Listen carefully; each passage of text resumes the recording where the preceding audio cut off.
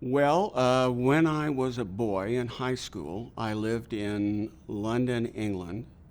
This was in the late 1950s, early 1960s. At that time, Winston Churchill was still alive, and I had the privilege of seeing him a few times. And at that time, I didn't fully appreciate what a great man he truly was. Over the years, I came to admire him more and more, and frankly, particularly once I became a judge. So, some time ago, my wife gave me a present, and this is it. This is a bronze statue of Winston Churchill. He's, at this point, standing on the rubble of a bombed-out building in London. It's the photograph that was used for this is iconic. And at this point in time, England was fighting alone. The French had been defeated. The Russians were helping the Germans.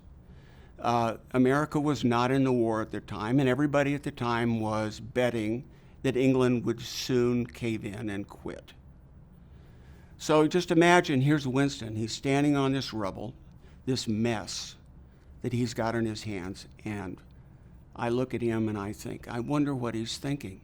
I don't know precisely what he was thinking. It was probably something like, how are we ever going to get through this mess? But I do know one thing that he had in mind, and that is, I will never give in. I will never give up. I'm going to solve this problem one way or another.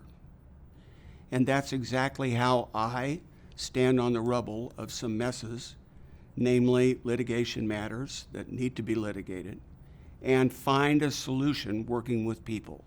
And like Winston, I guess my greatest talent is I never give up.